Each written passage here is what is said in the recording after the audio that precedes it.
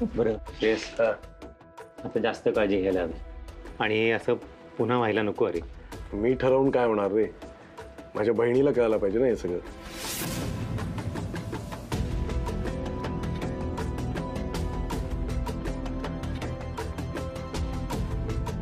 शिल्पी बाई जरा बर्थडे संपलेला नाही त्याचा. घरातील सर्वांसोबत बसले तर काय बिघडणार आहे तुझं?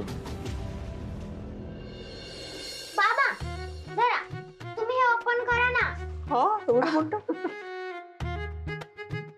हे ना माझ्याकडून तुमच्यासाठी एकदम स्पेशल गिफ्ट आहे. अच्छा, मी सिलेक्ट केलंय. अरे वा.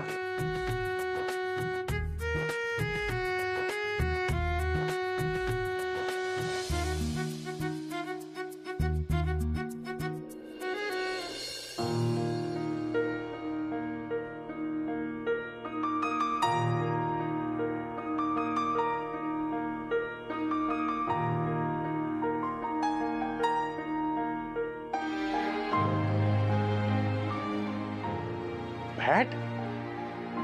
बाबा आता याच बॅटने तुम्ही तुमची फायनल मॅच खेळायची, म्हणजे आपली टीम जिंकेल.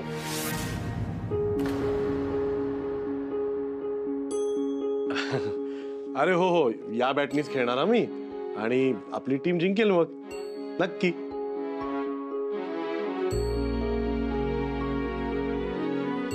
श्रेयस, हे माझ्याकडून तुला गिफ्ट. अरे बाबा, तू गिफ्ट आणलं माझ्यासाठी? मला कसं जमलं? नाही म्हणजे अश्विनी आपल्याला उंबरठ्याच्या बाहेरही पडून देत नाही, अनलेस हॉस्पिटलची गरज असली तरच. केव्हा कुठल्या गोष्टी कशा करायच्या बरोबर कळतं मला.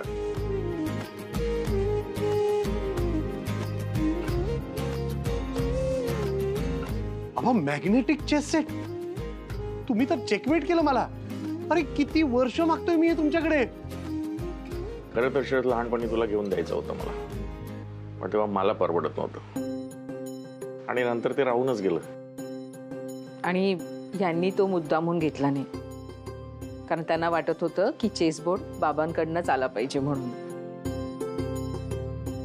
बरं मी सगळ्यांसाठी गोडाचं घेऊन येते. बाबा ही आयडिया खूप छान आहे. म्हणजे मी पण तुम्हाला ना आता माझी आवडणारी वस्तू सांगून ठेवते आणि माझ्या 40व्या बर्थडेला ना तुम्ही ती मला गिफ्ट करा. किती भारी आहे ना हे. एक बरं झालं मॅग्नेटिक चेसबोर्ड आणला, म्हणजे काय उंबरठ्यावर बसतो ना आम्ही कधीतरी चेस खेळायला, लोक उडवतात सोंगट्या, ते आता उडणार नाही, मॅग्नेट आहे ना.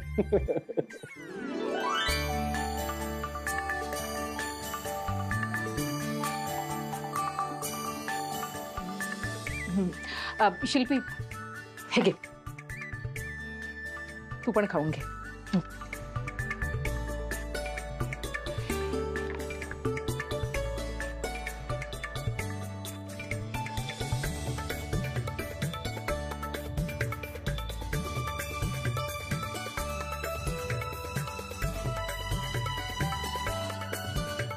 अरे विद्युत, कोण म्हणाले पथ्यातलं स्वीट आहे?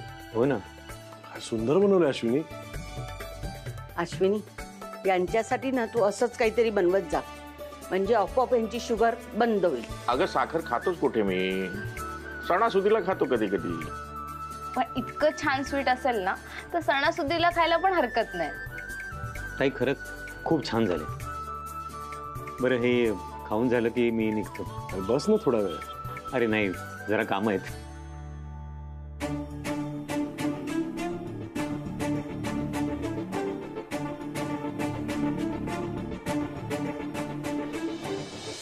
अश्विनीने बनवलंय ना, पण उलटी झाली असेल. अहो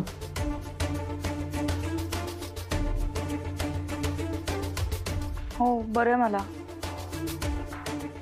तू निघतोयस ना?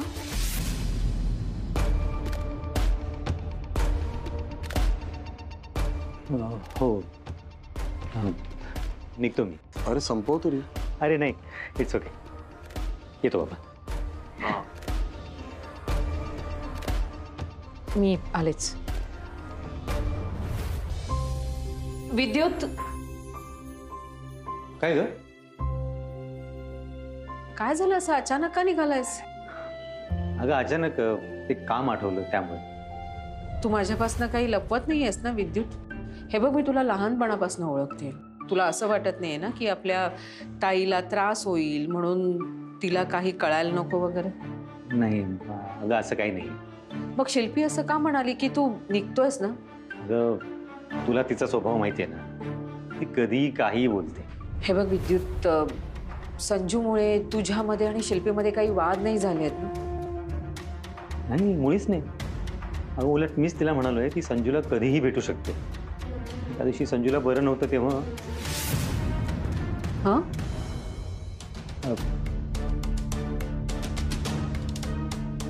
हे बघ विद्युत, संजूसाठी ना तू शिल्पी काही बोलली तरी तुझ्याशी वाद नको घालू. हे बघ तू ना जास्त विचार करू नकोस. सगळं ठीक आहे. ओके येऊ.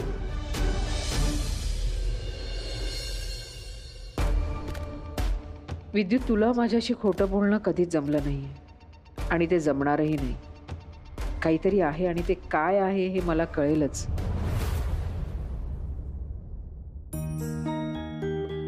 मयू, तो मोबाईल बाजूला ठेव बघू आणि पोहे खा अगोदर. आई, मी तुमच्यासाठी पण घेऊन येते. तू नाश्ता केलास का? अगं सगळ्यांची काळजी करता करता स्वतःकडे दुर्लक्ष करतेस. काळजी घे ग. माझ्यासाठी पण घेतेच आहे मी प्लेट आणि तुमच्यासाठी पण आणते. आई तू थांब, माझा नाश्ता होतच आलाय, दे माझ्याकडे. अगं? तुम्ही दोघी पण बसा, मी घेऊन येते तुमच्यासाठी नाश्ता.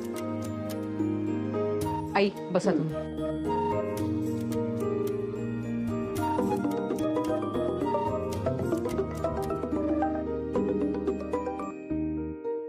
बोल जेनी, येतेस ना तू आज?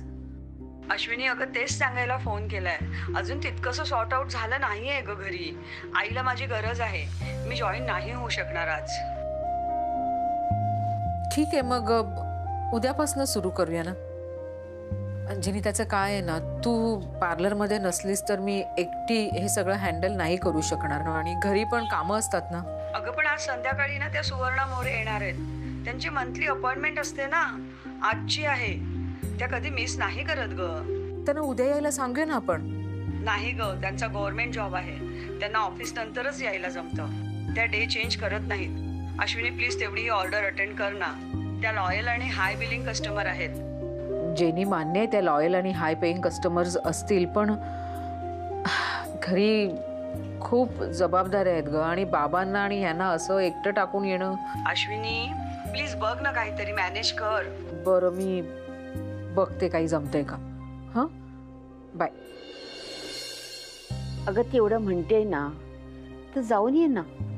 आई, बाबांचे रिपोर्ट्स येणार आहेत संध्याकाळी आणि ते रिपोर्ट्स डॉक्टरांना पण दाखवायचे आहेत. आई अगं नाश्ता करून घे, गार होतोय. तू पण ना. मयुरी आहे का? हो या ना. त्या डिटेन पॅकचं काय झालं? तुमचा फोन आला ना तेव्हाच काढून ठेवले, आणते मी.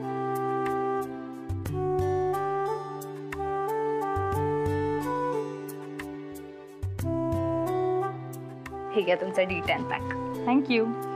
आणि उद्याची appointment all in one package. हो, मी तुम्हाला कॉल करून कळवते. चालेल. हां, छान करतेस तू. थँक्यू.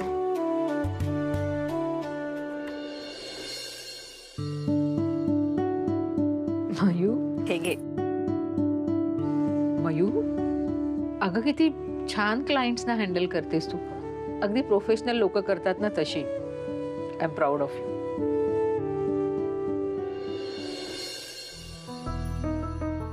हे सगळं तर तू ऑलरेडी कमवलेस.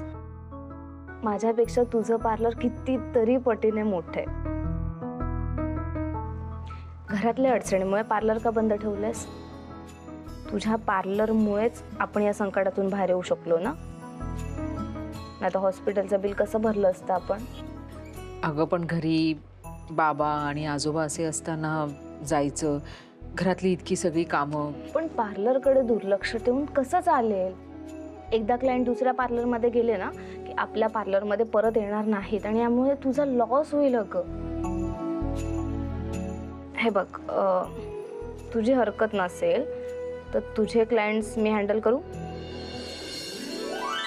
म्हणजे मी एक स्पर्धक म्हणून तुझे क्लायंट्स माझ्याकडे वळवणार नाही किंवा माझ्या पार्लरमध्ये पण यायला सांगणार नाही. मी तुझ्या पार्लरमध्ये जाऊन तुझे क्लायंट्स हँडल करेन आणि आपण दोन्ही पार्लर हाफ डे चालू ठेवू. बघितलंस अश्विनी, कठीण परिस्थितीत मुलं कशी आपसूक मोठी होतात, समंजस होतात.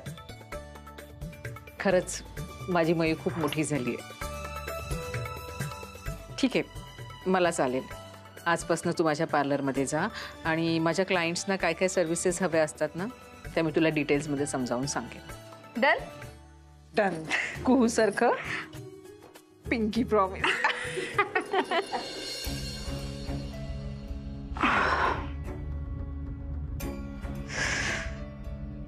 काय झालं? थोडी थंडी वाजते आणि क्रॅम्प्स आहे त्याचा काळपासून मला. आय गेस पावसामुळे असतील. थोडं वातावरण गार झालंय ना, त्याच्यामुळे पण क्रॅम्प्स येऊ शकते. एक काम करतो, मी मस्त कॉफी ऑर्डर करतो, बरं वाटेल तुला. ठीक आहे, चालेल. हां, माझ्या केबिनमध्ये 2 कॉफी पाठवा. Yes, thank you. By the way, घरी काय situation? Are things getting better? कसलं काय बेटर? या हॉस्पिटल प्रकरणामुळे मी जे काही ठरवलं होतं ते सगळं फिसकटलं. घर तर गेलंच माझ्या हातातून आणि आता या दोघी बघावं तेव्हा सतत एकत्र दिसतात. एवढे कष्ट करून मी त्यांना वेगळं केलं होतं. चिकटलेल्याच असतात एकमेकींना. सोड ना शिल्पी, असे किती दिवस राहायचं तुला त्या घरी? आपलं लग्न झालं की त्यांचं आयुष्य वेगळं, आपलं आयुष्य वेगळं. हो ते आहेच, पण मी एवढं कष्टाने सगळं केलं होतं ते असं फिसकटतंय. मला नाही बरं वाटत आहे. मी त्या दोघींना असं परत एकत्र आलेलं नाही बघू शकत आहे. हे बघ, कितीही काही झालं तरी मी जे ठरवलंय ते मी करूनच राहणार. आता त्या प्लॅनमध्ये मी काहीच चेंज करत नसते. पुढचा ट्रॅप तयार आहे, फक्त बकरी फसली पाहिजे त्याच्यामध्ये.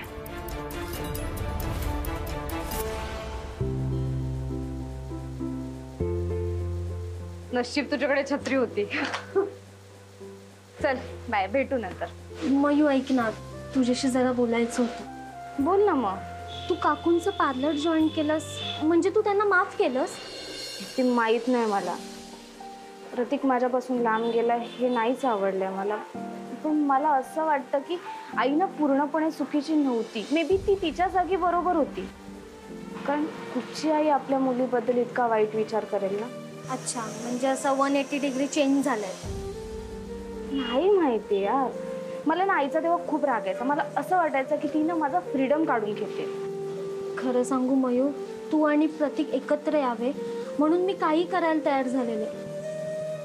त्यामुळे आपण काकूंना खूप हर्ट केलंय ग.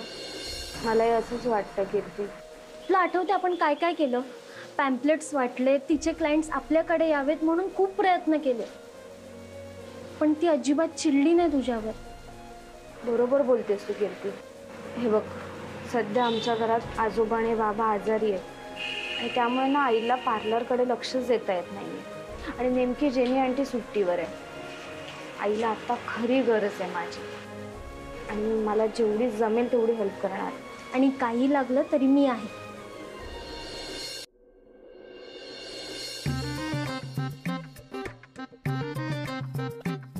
अहो असं काय करताय? डॉक्टरांनी सांगितलंय ना की सगळं डाएट फॉलो करायला हवं. तब्येतीच्या बाबतीत निष्काळजीपणा करून चालणार नाही. मग रिपोर्ट्स तर ओके आहेत. रिपोर्ट्स ओके म्हणजे सगळं ओके ना. तुझंही पार्लर आहे. तुझे बाबा आणि आजोबा एकदम ठणठणीत आहे. चांगलंच आहे, तरी पण विश्रांती घ्यायला हवीच. थांब, मी हळदीचं दूध करून आणते. आई तुम्ही थांबा. मी अगं दोघीही जाऊ नका. मला तुमची दूध आणि हळद दोन्ही नको. मयुरी, माझं लक्ष ना त्या फ्रीज मध्ये जो केक आहे ना त्याच्यावर आहे. अहो अजिबात नाही. पथ्य पहिलं. अजिबात नाही काय?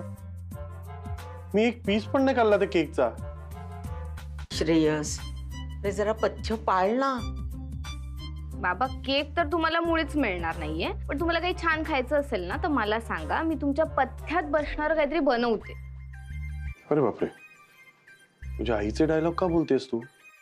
एकदम मम्माच गर्ल झाली आई. अहो आहेच ती ममाज गर्ल. तुम्हाला माहितीये, जेनी आणि मी नसताना तिने पार्लर अगदी व्यवस्थित सांभाळलं. मयुरी तुझ्या पार्लर मध्ये गेली होती? हो. आणि एका क्लायंटने तिचं इतकं कौतुक केलंय, मला म्हणाली की तुझी मुलगी किती छान काम करते. खरंच. अरे वा. पण इतका माइंडसेट कसा चेंज झाला मयुरीचा? बाबा असं का बोलताय? ही चांगली मुलगी नाहीये का? असं कसं? लाखात एक आहे माझी नात. खूप गुणी आहे. तुम्ही सगळे एकमेकांना किती मदत करता, मी नाही का करायची? अगं तू पण कर ना मयू. तू चांगली होतीस आणि आहेस. चला, तुम्ही दोघी एकत्र आलात, आता सगळं तुमच्यावर सोपवतो आणि मी जाऊन झोपतो. तू झोप. सावकाश. मी दूध हळद घेऊन येते. अगं तुझी हळद आणि दूध नको, केक घेऊन. बाबा. आई काय कर? हे आजचे पैसे. आणि ऐक, उद्या ना पहिली हेअर स्पाची अपॉइंटमेंट आहे आणि त्यानंतर फेशियलची पण आहे. त्या ऐकतच नव्हत्या. त्या म्हणत होत्या आम्हाला अश्विनीच पाहिजे म्हणून. कसं तरी करून त्यांना कन्व्हिन्स केलंय. तेव्हा म्हणाला चालेल मयुरी तू कर. Mu thanks. I please. Me thanks म्हटलं ना तर अख्खा दिवस कमी पडेल. बरं बाई, नको म्हणू थँक्स. पण उद्या तुला पार्लरमध्ये जायचंय म्हणजे भरपूर काम करावं लागणार. त्यासाठी एनर्जी हवी. तुझ्यासाठी काहीतरी खायला करते. त्याच्या अगोदर जाऊन फ्रेश होऊन ये. हो. कसं करायचं बाई ह्या मयूचं? मला तर एवढं वाईट वाटतं ना तिच्याबद्दल कधी कधी. नाही म्हणजे सिरियसली किती कष्ट करते ती. राब राब राबतीये तिच्या त्या छोट्याशा पार्लरसाठी. आणि काय मिळतंय बिचारीला? सगळा लॉस. सगळा लॉसच. म्हणजे बघ ना, रोज ते 4-5 क्लायंट्स येतात आणि त्यांना ती सरळ नाही असं सांगून टाकते. नाराज होऊन निघून जातात यार बिचारे. मला असं वाटतं की ती लहान आहे ग, तिला कळत नाही हे सगळं काय चाललंय, कसं करायचं, कसं ग्रो व्हायचं. She is new in this industry. पण तू तर वेल एक्सपिरियन्स्ड आहेस. तुला कळतं की आता काय आहे ही इंडस्ट्री, कसं सगळी रिलेशनशिपवरती कामं होतात यार. तू तिला खरं तर सांगायला पाहिजेस की मयू कंटिन्यू कर म्हणून. पण बघ, मुळात मी का बोलते मला तेच कळत नाही. पण मला काय होतं माहिती का, डोळ्यासमोर असं मला बघवत नाही एखाद्याचं असं वाईट होत असेल की मला पटकन बोलावं असं वाटतं. जाऊ देत. आई, अगं ते बाबांच्या तांब्यातलं पाणी संपलंय ग.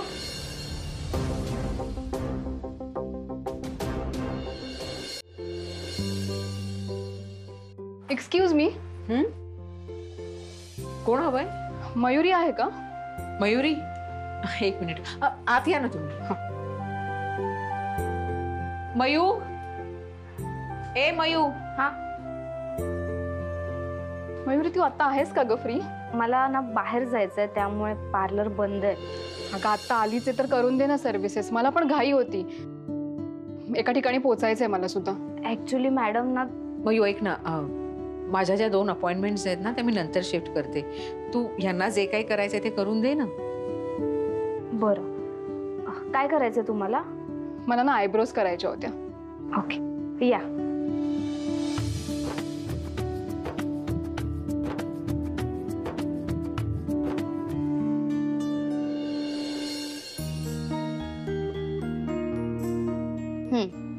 आयब्रोज झालेत, एकदा चेक करा.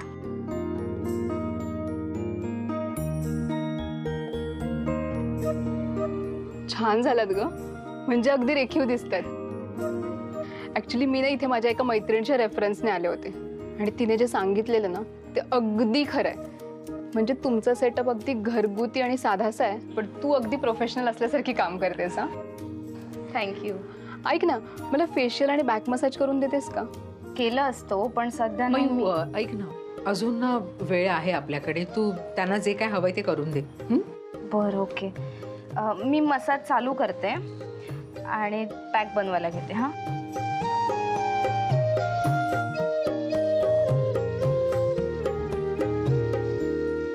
मी लेवल सेट करते. तुम्ही सांगा तुम्हाला किती हवी आहे.